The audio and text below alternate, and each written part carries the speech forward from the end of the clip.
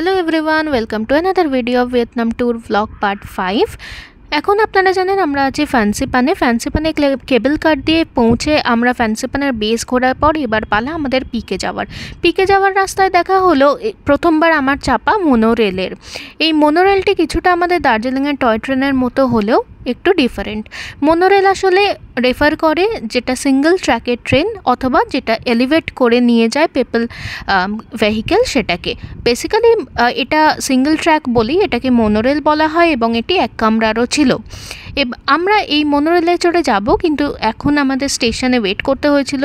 এখন এই ট্রেনটা আসছে সেটাই আমরা চড়ে ফ্যান্সিপানের পিকে যাব। যত উপরে উঠছি তত আরও ঘন হচ্ছে কুয়াশা, মেঘের আরও মধ্যে চলে যাচ্ছে আমরা মনে হচ্ছে।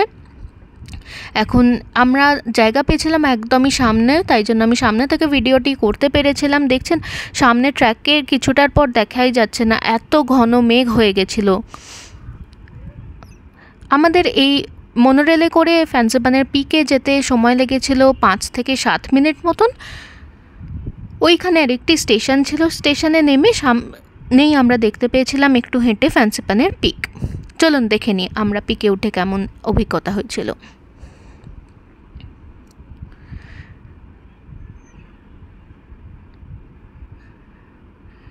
আর একটু পৌঁছলেই সামনে দেখা যাচ্ছে আমাদের স্টেশন, ওখানেই আমরা নামবো।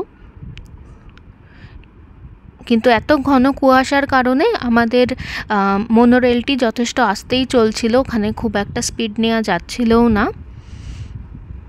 একে অনেক উচ্চতা, তার উপর এত ঘন কুয়াশা। এই পৌঁছে গেছি আমরা স্টেশনে, আপার স্টেশনে। সেখানেও দেখছেন কেমন মেঘ যাচ্ছে, তেমনি হাওয়া, আর অত্যন্ত ঠান্ডা একটি জায়গা।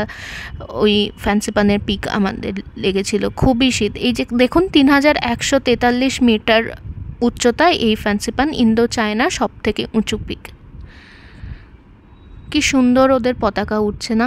এই আমরা নেমে এসেছিলাম, আবার তারপর নেমে একটা ভিডিও করতে পেরেছিলাম। তখন একটু কুয়াশা এবং মেঘটি হালকা হয়েছিল, তাই মোনোরেল নামার একটা ভিডিও আমরা করতে পেরেছিলাম। দেখুন কি সুন্দর লাগছে। এই মোনোরেল থেকে নেমে টুকটাক আমরা ওখানে একটা শপিং কমপ্লেক্সে একটু ঘুরে আবার নিচে চলে যাব সাপায়। ভিডিওটি ভালো লাগলে please like, share and subscribe করুন। দেখা হবে পরের ভিডিওয়ে।